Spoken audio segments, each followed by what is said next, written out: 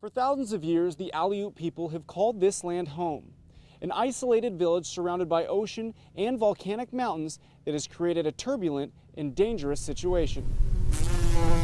Days like this don't come around too often here.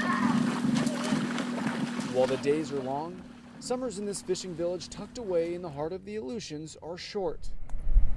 For some, it's a time to play, while others are busy at work. It's become more and more of a desperate situation. Bonita Babcock has worked as an EMT and a community health aide at the local clinic for 10 years. I love people. I love to be able to help people. But Babcock can't always help. Her love has turned to desperation. All we're asking for is safe access.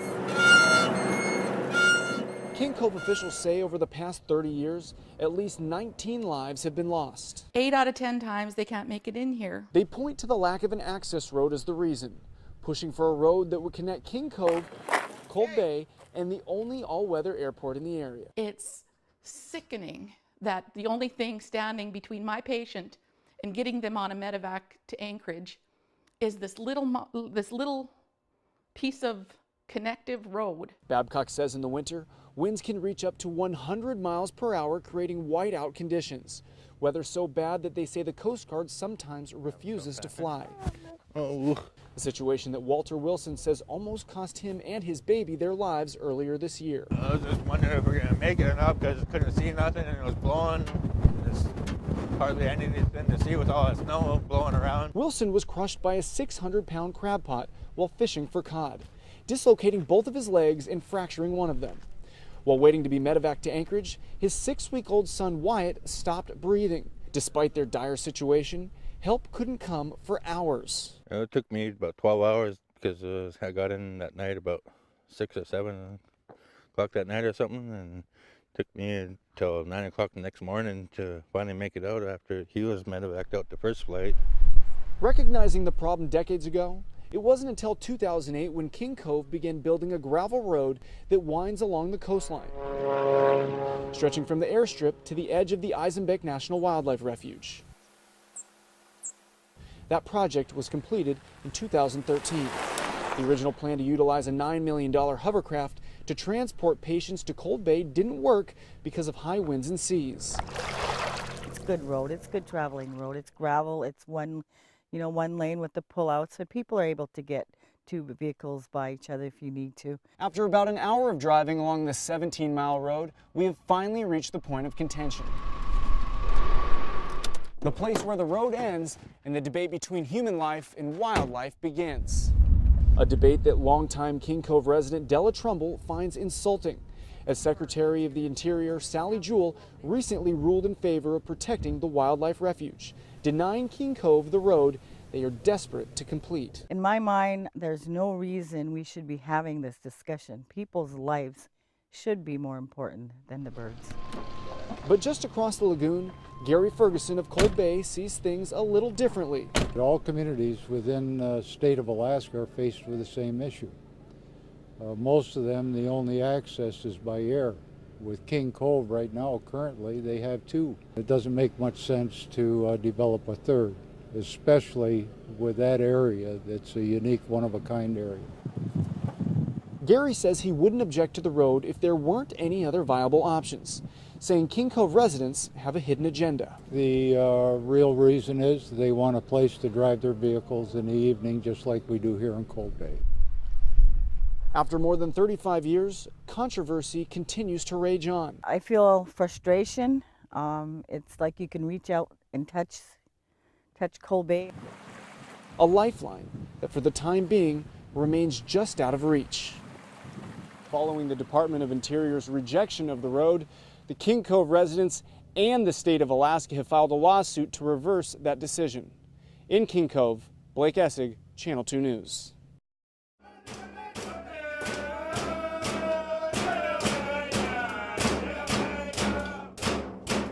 It's a way of life that dates back more than 2,000 years. The dances and the songs tell the stories. The stories of Point Hope, an Inupiaq village of less than 700 residents, located 200 miles north of the Arctic Circle.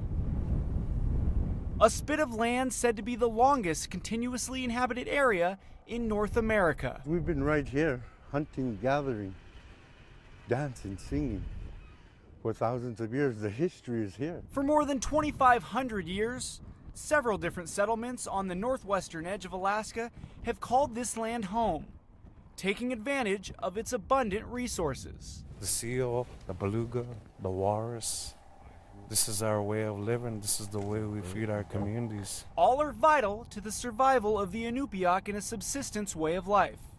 But the bowhead whale is among the most important. The whale is our identity as a people. It makes us who we are.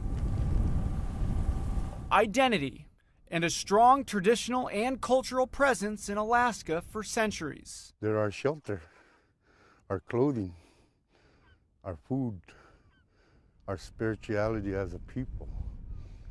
Without the animals, we're nothing. A spirituality and identity that can be felt and seen just about everywhere. And despite the fact that most of the original village was lost. 97% of the village is out in the ocean. It's eroding. Strong winds and rough seas pummel the coast daily, claiming the Inupiaq's land. However, those same rough seas also provide for life here. It's a strong bond the community shares and celebrates with the whale. We celebrate the fact that it gives itself up to us so that we can continue the cycle. Despite the constant erosion, a few cultural sites remain, like the ceremonial feasting grounds where the residents of Point Hope come together for 3 days every June to celebrate. And there's their whale graveyard, where bowheads' jawbones line the horizon, the larger bones serving as headstones for whaling captains that have passed away. This is a whale, a sigalok, an ice cellar. Despite age-old traditions like these, the Inupiaq are also incredibly adaptive, as they rely on earthly provisions for nearly everything, including the permafrost underground. Ice cellars have been carved to store each family's meat. This was Daryl Frankson's ice cellar, a whaling captain that passed away several years ago. And cellars are passed down through generations, some hundreds of years old. Down inside the ice cellar, the walls are lined with hundreds of bowhead whale jawbones. The floor is lined with whale blubber that's dripping fat onto the ground. It's created a pool about a couple inches deep. Family traditions, culture, experience, and community run deep. The one common denominator they share is the whale. Residents here say decades of commercial whaling during the 1800s drastically reduced the number of bowhead whales and nearly wiped out this community. The population dropped down to 126 from a population that used to be well over 4,000 people right here in Point Hope. But tough challenges are something the Inupiaq are used to. Life is a cycle in this deeply rooted native community, and learning to adapt to change is a necessity. There are only a few constants here: tradition, culture, and the whale.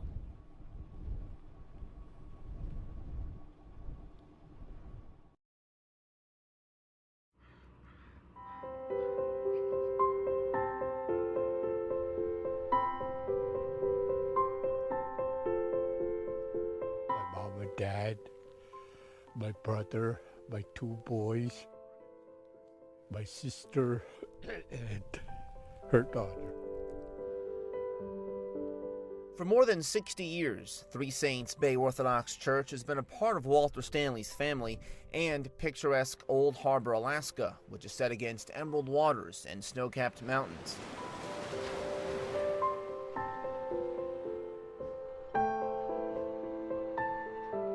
The church's light blue-colored roof and cupolas overlook this fishing village of more than 200 people on Kodiak Island's southeastern shores. Built in 1952, the worship hall was just over a decade old when a devastating 1964 earthquake struck, and Stanley was only a child when a terrifying tsunami engulfed his entire town that fateful night. Some days like Russian Christmas coming up, standing room only in here.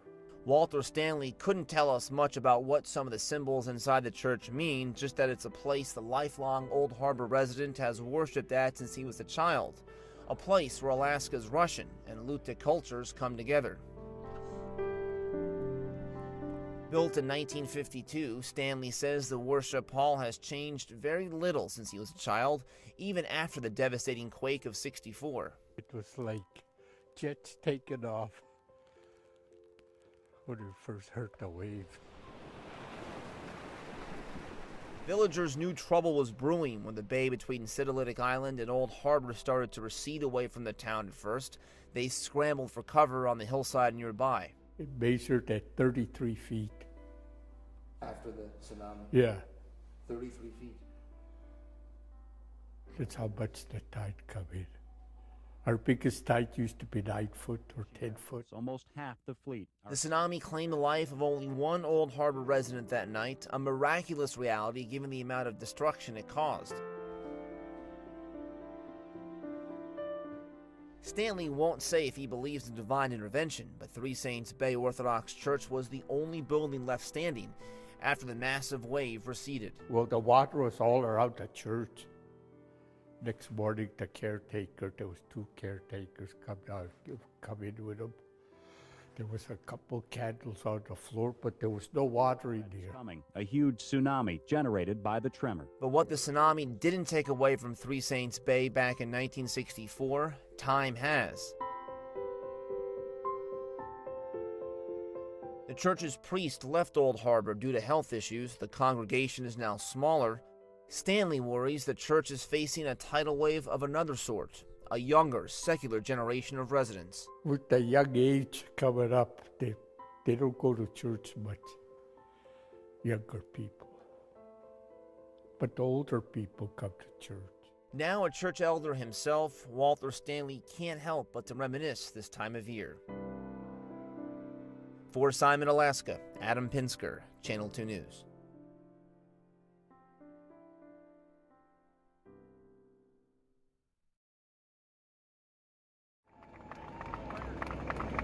It was a royal welcome fit for a king.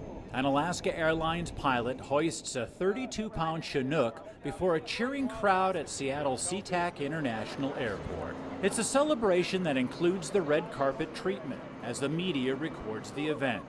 The king wasn't alone on the jet. Also aboard 24,000 pounds of sockeye salmon destined for Seattle restaurants and grocery stores.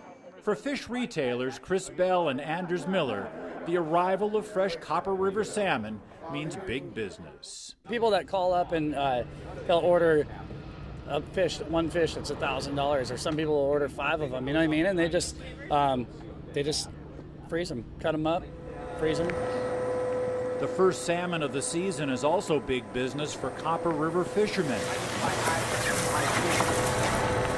Less than 12 hours earlier, they were delivering freshly caught sockeyes and kings to Cordova fish processors. You stand this fish up and you hold that fish like that, that's what you call a fishing rigger. The first salmon of the season always commands the highest price. $4 for sockeye, and it'll be up over $6 for king salmon, which you know, the market's strong right now for both sockeye and king salmon. For one day's work, fisherman Dia Cruz will earn about $3,000 for his haul of nearly 500 sockeyes. Back in Seattle, Chef John Howie says Copper River salmon will be on his menu this weekend. It's a popular item with his diners. Well, because the river's so cold and so long that the fish put on a lot of weight and a lot of fat before they have to go up the river to spawn. And so that makes them one of the richest, most flavorful salmon you're ever going to have. And as part of this morning's celebration, Chef Howie takes on 3 other Seattle area chefs and a salmon cook-off. Oh my God, Mike, that is incredible. It's a taste of things to come. Seattle won't be the only city in the lower 48 taking delivery of Copper River salmon. In the coming days, Reds and Kings will be delivered to places like Portland, Chicago, and Boston, where the first Alaska salmon of the season are also in big demand. Steve McDonald, Channel 2 News, Seattle.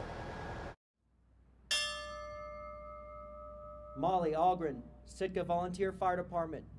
November 30th, 2004, when a firefighter had died in the line of duty, paying the supreme sacrifice, it was the mournful toll of the bell that solemnly announced a comrade's passing. At a time where there was so much national attention to Patriot Day, many here in Anchorage paid their respects to Alaskan firefighters who gave their all in the name of honor. Today we pause on one of the most somber days in America's history to collectively pay tribute, remember, honor, thank, and celebrate the lives of the 30 Alaskans that have perished in the line of duty. We pause to remember all those who have given their life in service. We pay honor to those today who gave the ultimate sacrifice. It was a memorial service that centered around Alaskans, but it was one that honored the fallen of 9/11 with a firefighter symbol of its own. But if you look behind me, there's two towers built out of ladders, and that's what 9/11 is all about. Many say 9/11 is about remembering those who paid the ultimate sacrifice. And even though 12 years have passed, many agree 9/11 gives Americans an identity they still hold today. I don't think society is forgetting. I think it becomes a part of who we are and a part of what we are. You know, there have been significant events throughout history that may have been forgotten, but I do think they become a part of who we are as a society.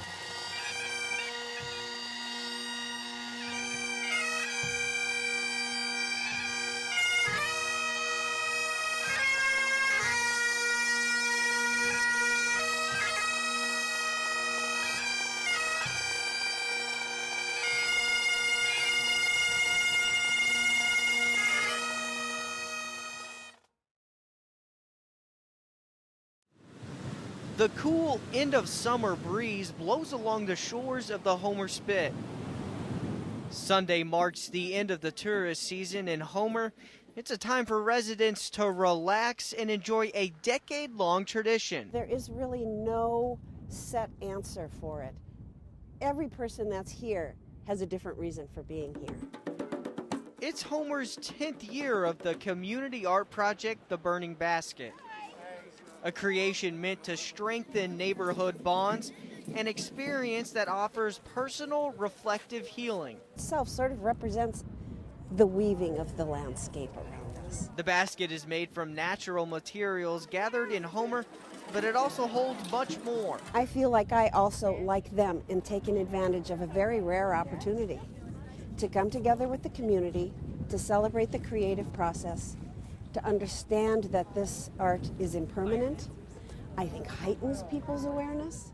It makes them want to be here because they know the sculpture is not going to be here tomorrow. Mavis Mueller calls herself a migratory artist who brings this burning basket to many different communities across the country. This year's theme, Enjoy, could be seen all throughout the basket's art. That's mine right here. It's just in an envelope. Peter was born and raised in Homer, and he says he has always appreciated the remedial power of the burning basket. It's just an opportunity for you to just write out everything that's bothering you and then just pitch it into the fire and watch it all sort of disappear. This is Peter's first year to see his part of the basket burn away. A worry he hopes to eternally forget, but a moment he hopes to always remember. When a small plane crashed on a hill just miles from its destination, the town of Mountain Village played a big role in the rescue and recovery that followed. The passengers are from here. That's our people. We take care of our people no matter how far the distance was, we'll be there. Mountain Village City Manager Brenda Brown knew the passengers well, including Richard and Rose Pulte, a married couple who did not survive. They were due to return home the day after Thanksgiving. Brown says although this town is grieving, there's a lot to be thankful for. You can be thankful for the ones that survived. You can be thankful even for the ones that are gone, that you got to know them throughout their lives. In a community of around 800 people, nearly everyone here has some connection to the crash victims. Paul Beans was a friend of Richard Pulte. He says he will miss Richard's friendly greetings. Every morning he texted me, good morning, old-fashioned way, and then That's all that's all he texts, and I say good morning. He says now that his friend is gone, the town is more quiet. It affected many people, including myself and my family too. Margaret Waskey says she and Rose Pulte spent a lot of time together. She didn't know her friend was on the plane until she got a phone call. All day yesterday and all day today, it felt like I wanted to cry, but I can't get it out. But yet I have her in my heart and I pray for her. As the town of Mountain Village prepares to lay several of its own to rest, friends recall those lost as family, loved to the end. Those marriage vows were powerful, for better, for worse, sickness and in health. So death do them part, but death didn't even do them part because they went together. Now that's true love. The moment I decided to forgive, I had been corresponding for 7 months in letters. Starting anything, you have butterflies, and we went out and held community meetings throughout my district, the first in the state. You know, I think it's an important part of the process. I believe it is important enough to go into special session. Allocated costs for improvements to our highways. And we ran, I think, 5 or 6 amendments in the Resources Committee. $400 per student increase would have allowed us to rehire some of the staff. I've been working every day with legislators. A bill with all the language in it, and we will take a look at the language. That would have been a good interim task force project. The administration a sense of what the legislature wants. Right now, the Judicial Council is made up of 3 attorney members. In Oklahoma they are, but in Alaska I don't believe many people will pay the toll. Most school districts are not complaining, and they really shouldn't be. I mean, planning to sell assets while we were debating the oil tax bill. That was the Senate's attempt. The Senate's attempt, obviously this is a compromise bill,